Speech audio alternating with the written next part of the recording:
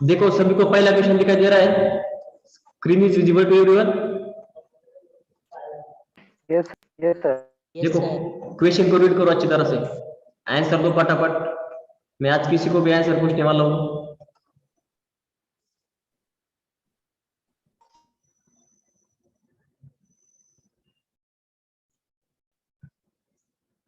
चलो यशराज बायस, अब तुम मुझे इस क्वेश्चन का आंसर बताओ। In a dry cell, which of the following are used as electrolytes? बताओ कौन सा इलेक्ट्रोलाइट्स यूज करते हैं हम?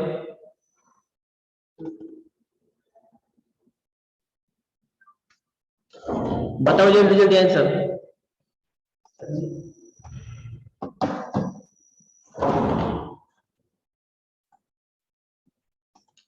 ड्राई सेल पता है सभी को? ड्राई सेल किसे कहते हैं हम?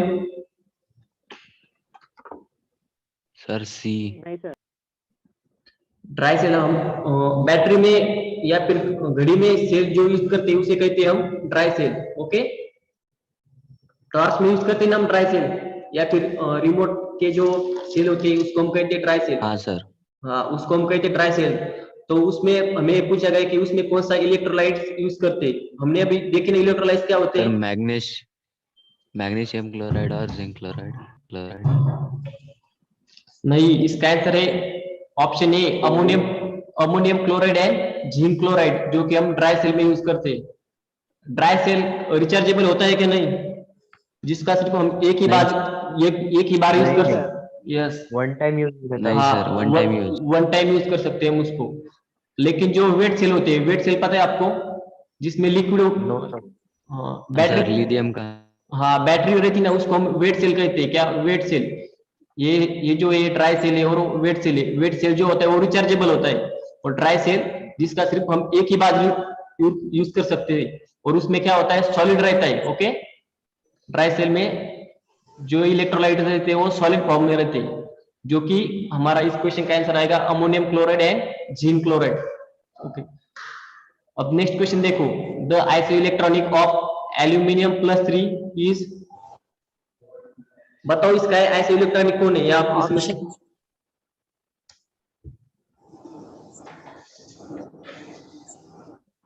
Option B.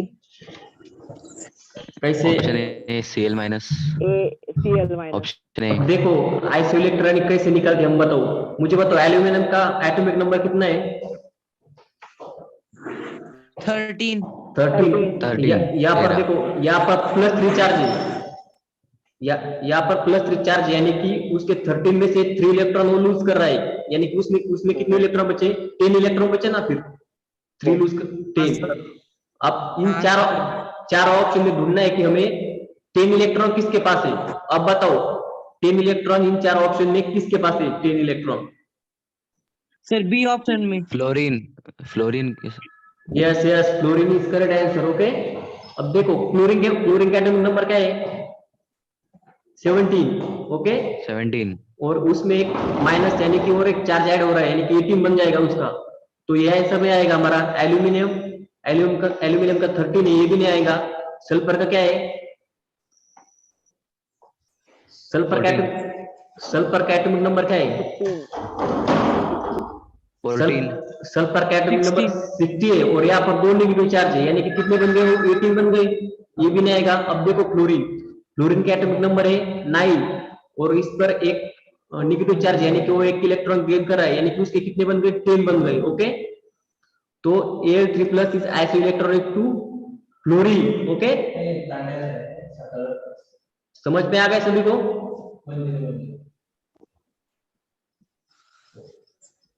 समझ में आ गया क्या सभी को? नहीं? Let's move next question. Which is second most abundant metal in the earth crust? जो अर्थ क्रस्ट रहता है उसमें, यस आयरन। सिलिकॉन। अब देखो मुझे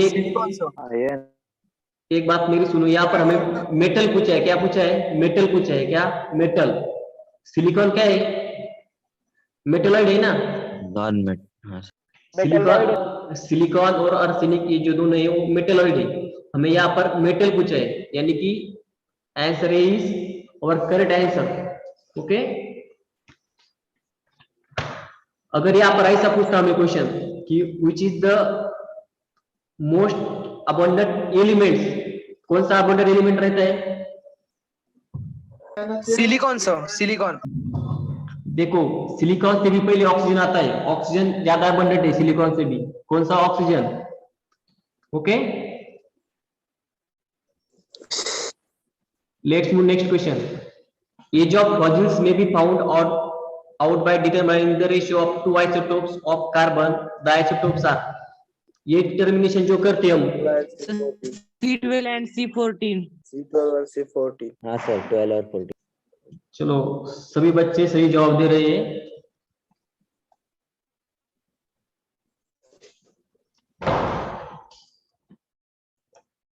चलो इसका आंसर आ जाएगा ये C12 एंड C13 यूज करते हैं हम ए डिटर्मिनेशन के लिए। अब देखो टेफ्लॉन, टेफ्लॉन किससे बना होता है? हाइड्रोकार्बन। Sir, fluoro. देखो हम डिशेस वगैरह यूज करते हैं ना हमारे घर में टेफ्लॉन के, तो वो फ्लोरोकार्बन से बना होता है। किससे? फ्लोरोकार्बन। ओके, तो हम क्या करते हैं, उसके हाइड्रोजन जो रहते हैं उसको हम रिप्लेस कर देते हैं। किससे? फ्लोरीन से। समझ गए? यहाँ पर देखो Sir, Teflon का molecular फ्लोरोकार्बन formula आएगा क्या ना है? Sir?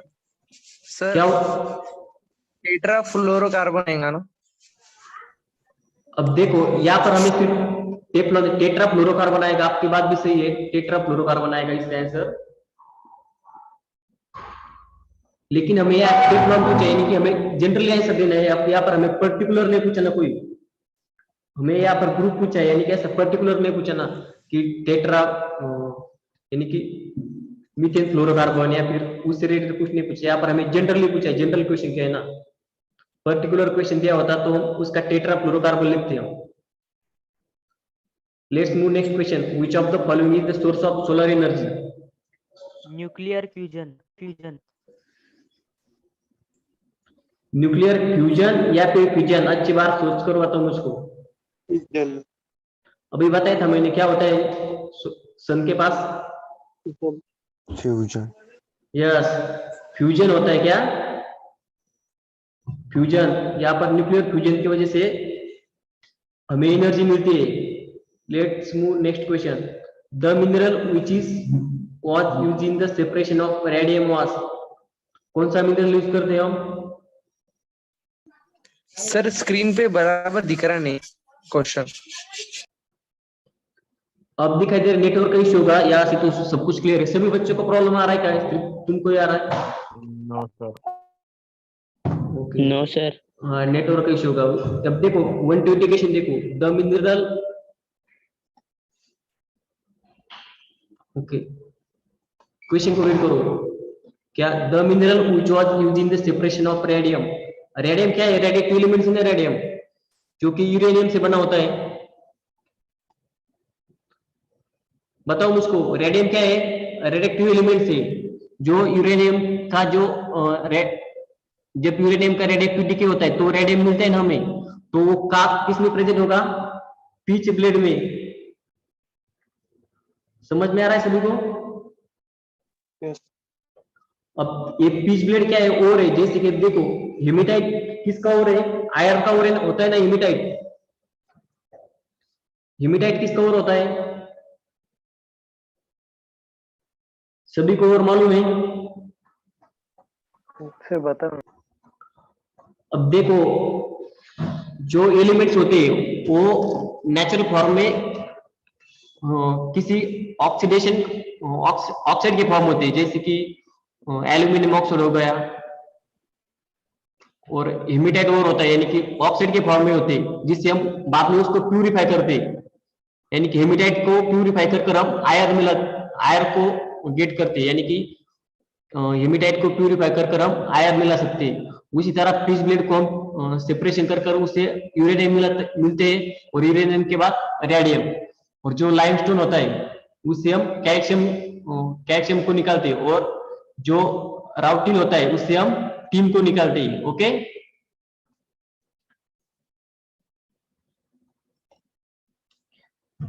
The process involve in the preparation of soup is called, क्या कहते हैं हम सूप के प्रिपरेशन के मेथड को? Option A, sir. Sanitation. Yes yes, saponification कहते हैं हम। Okay, which of the following is use in the commercial vulcanisation of rubber? Sulfur. Yes, सभी को पता है। क्या करते हैं हम उस प्रोसेस में? रबर को हीटिंग करते हैं in presence of sulphur,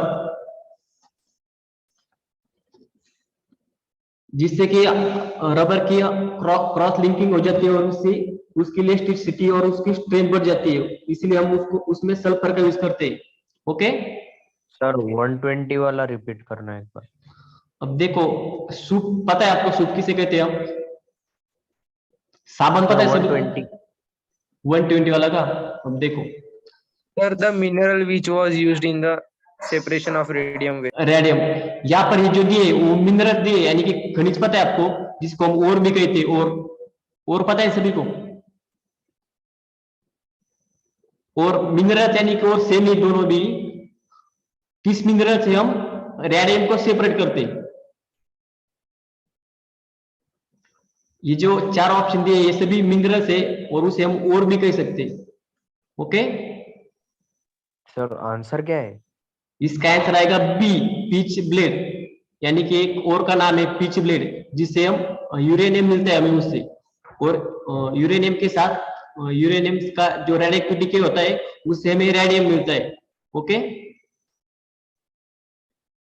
uranium का जब रेडियोएक्टिव डिके होता है तो हमें रेडियम और बेरियम ऐसे दो सेपरेट एलिमेंट मिलते हैं। अभी पता है ना मैंने पिछले स्लाइड में कि यूरेनियम का फिजन होता है, उसके बाद हमें टू सेपरेट एलिमेंट्स मिलते हैं जो कि रेडियम और बेरियम। ओके, आ गया समझ में? Yes sir. Yes. Okay okay,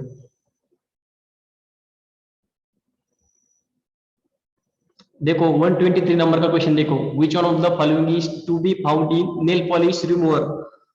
हम जो nail polish, yes acid, acetone.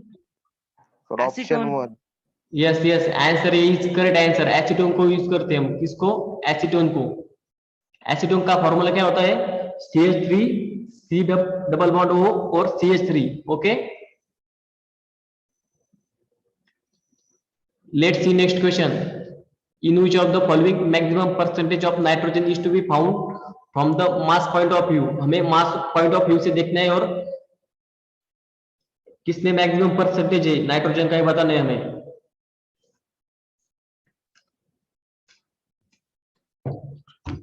करो कैलकुलेशन जल्दी जल्दी।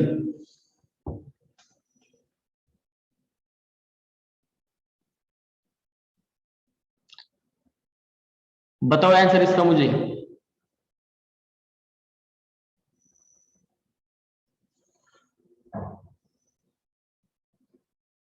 क्या आएगा इसका आंसर?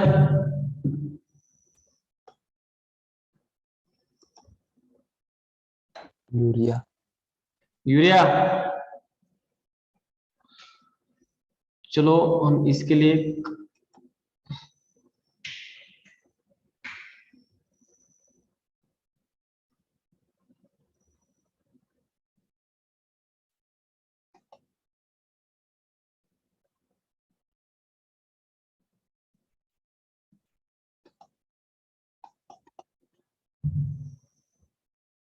अब देखो,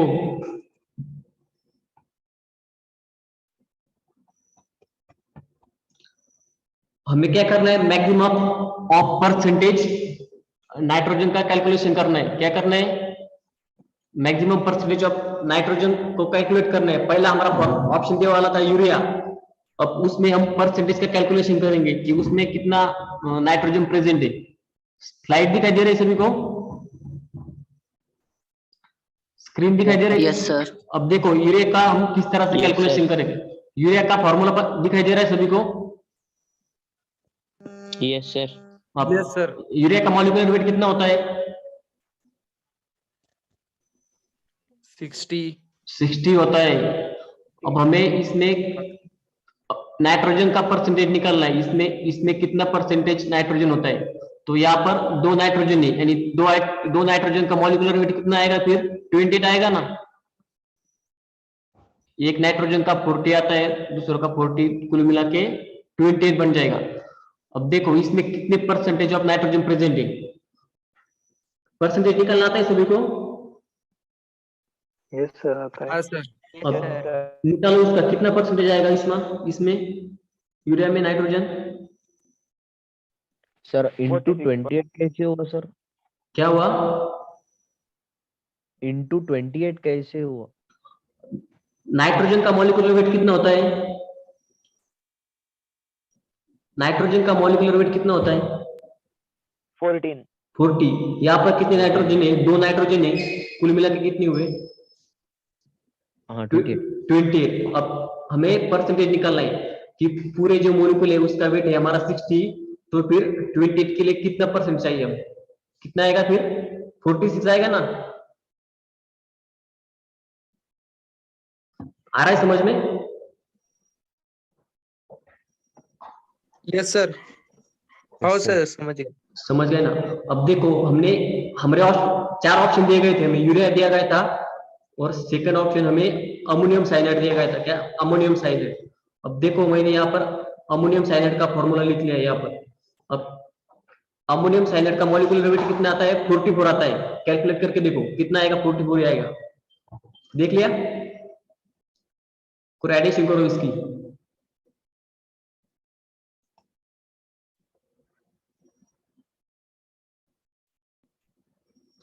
कितना आ रहा है इसका मॉलिक्यूलर वेट? 44 आ रहा है ना।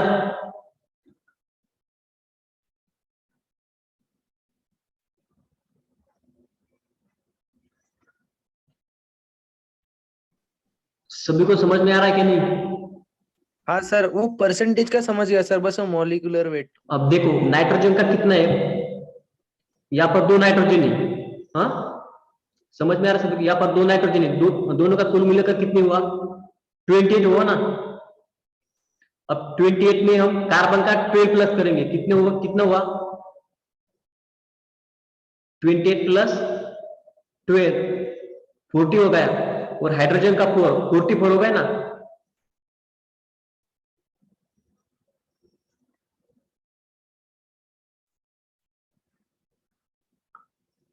आ रहा है कि नहीं समझ में?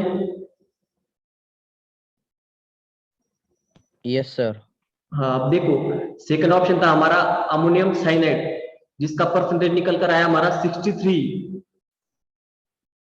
हमारा थर्ड ऑप्शन था अमोनियम कार्बोनेट। यहाँ पर अमोनियम कार्बोनेट का फॉर्मूला दिया है, इसका मॉलिक्यूलर वेट कैलकुलेट करो जल्दी, बताओ कितना मॉलिक्यूलर वेट आएगा इसका।